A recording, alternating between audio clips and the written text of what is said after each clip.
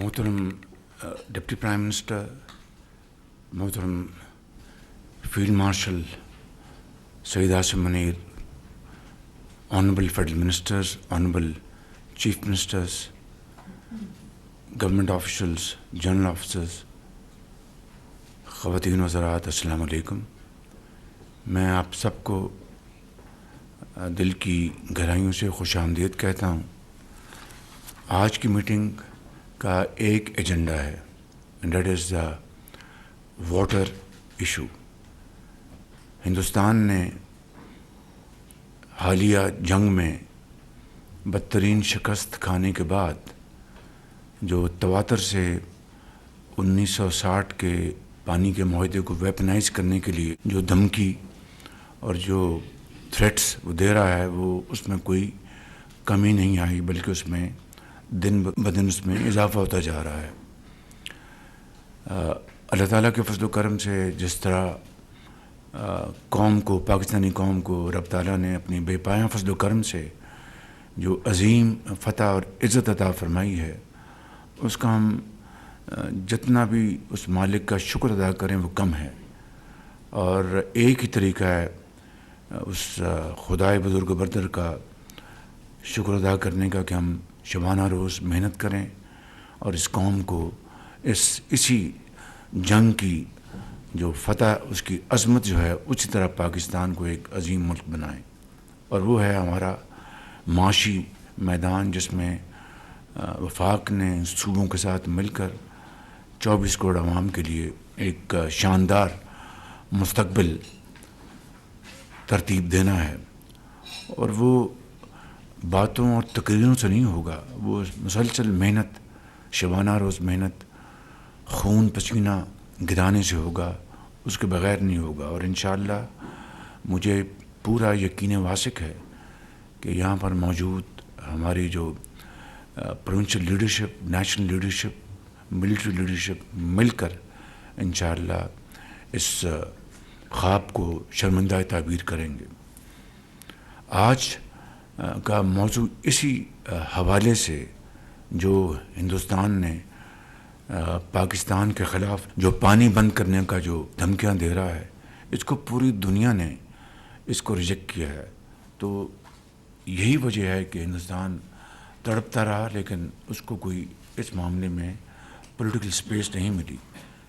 مگر بطور ایک قوم کے آج ہمارا فرض ہے کہ ہم اپنی آنے والی نسلوں کے لیے اور آج کے لیے اور کل کے لیے ہم ہندوستان کی اس دھمکی کے خلاف کیا ہم اقدامات کرتے ہیں، اور کس طریقے سے ہم اپنا جو پانی کا ہمارا جو حق ہے ایز اے لوور رائپیرین، اس کو ہم کس طریقے سے ہم اس کو پروٹیکٹ کرتے ہیں اور سیکیور کرتے ہیں۔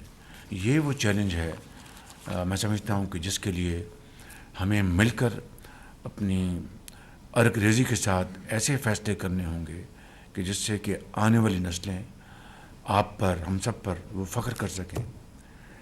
پاکستان کے پاس 1960 کی ٹریٹی کے حوالے سے 3 ویسٹرن ریورز ہمارے پاس ہیں، انڈس، جہلم اور چناب۔ تو اس کے لیے میں سمجھتا ہوں کہ ہمیں فی الفور اقدامات ہمیں اٹھانے ہیں، اور اس کے لیے میں نے آج آپ کو ذمت دی ہے۔ آئی ایم ویری گریٹفل، آپ سب یہاں پر تشریف فرمایا، پورے پاکستان کی لیڈرشپ یہاں پر موجود ہے۔ تو یعنی قصہ کوتا ہمیں اپنے 24 کروڑ عوام کے لیے، چاروں صوبوں کے اپنے بھائیوں اور بہنوں کے لیے، بزرگوں کے لیے، ہمیں پانی کی ہماری جو ریکوائرمنٹ ہے اس کو ہمیں سیکیور کرنا ہے۔ جس طرح ہم نے اس جنگ میں اس کو شکست فاش دی ہے، اس کا یہ بھی جو گھمنڈ ہے، غرور، اس کو بھی انشاءاللہ ہم سب مل کر خاک میں ملائیں گے۔ اور اس کے علاوہ پھر میں تفصیل میں نہیں جانا چاہتا، UN واٹر کورسز کنونشن جو ہے، اس میں جو UN کے سیکرٹری جنرل ہیں گوٹیرس، انہوں نے ایک کنونشن بنائی تھی، اور پھر انٹرنیشنل واٹر ٹریٹیز ہیں، اس کے حوالے سے ہم بے شمار ہم اس کے اوپر لیگل ہم کام کر سکتے ہیں۔ ہمارے پاس اس کی پھر ابھی سعودی عرب میں ایک کلائمیٹ کے اوپر کانفرنس ہوئی تھی، میں خود وہاں پر گیا تھا۔ تو یہ وہ فورمز اویلیبل ہیں، لیکن اصل بات یہ ہے کہ یہ فورمز تبھی ہمارے لیے ریلیونٹ ہوں گے جب تک ہم خود اپنے آپ کو ہندوستان کے مقابلے میں ریلیونٹ نہ کر لیں. اور اس کا واحد طریقہ یہ ہے کہ we have to build water storage capacity. 1991 کا جو معاہدہ ہے اس میں واضح طور پر لکھا ہے کہ نئے اسٹوریج کیپیسٹی ہم بنائیں گے. میں اس اسٹوریج کیپیسٹی کی بات کر رہا ہوں جہاں پر کوئی کنٹروورسی نہیں ہے, نہ سندھ میں, نہ کے پی میں, نہ بلوچستان میں, نہ پنجاب میں. کہیں اگر کوئی کنٹروورسی ہے تو I'll be last man to touch it even with a barge pole. That is out of question.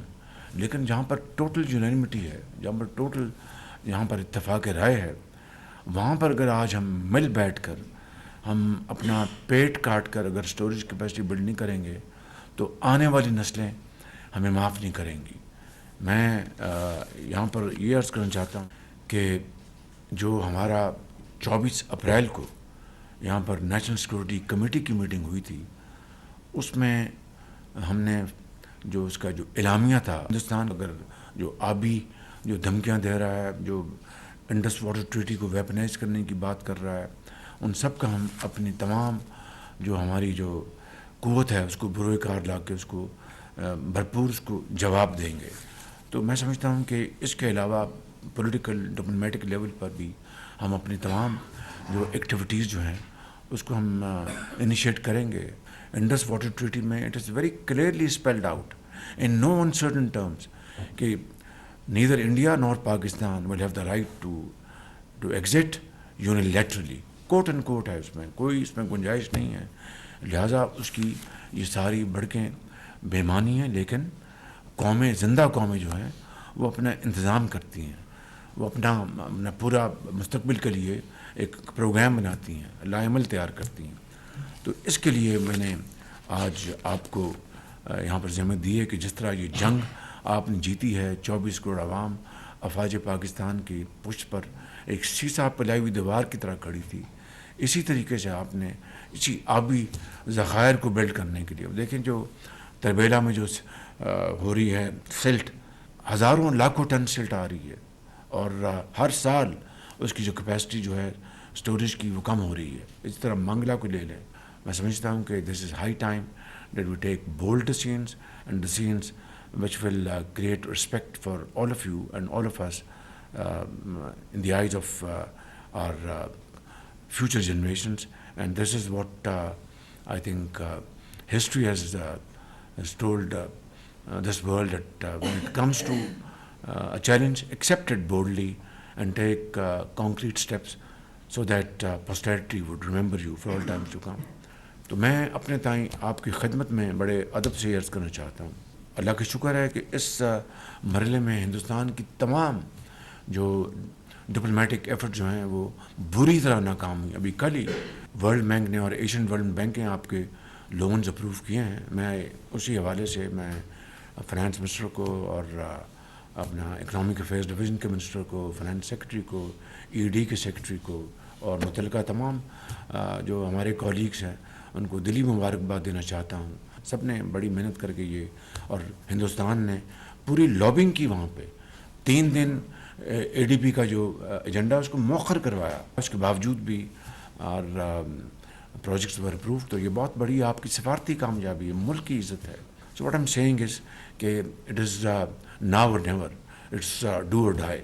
تو اس میں صوبوں کو بھی میری بڑے ادب سے درخواست ہے, اور خود ہم بھی انشاءاللہ اس کے لیے جو کچھ بھی بن پڑے گا ہم کریں گے. That's all. I rest my case here. I'm very grateful for your patience hearing. I'm extremely grateful.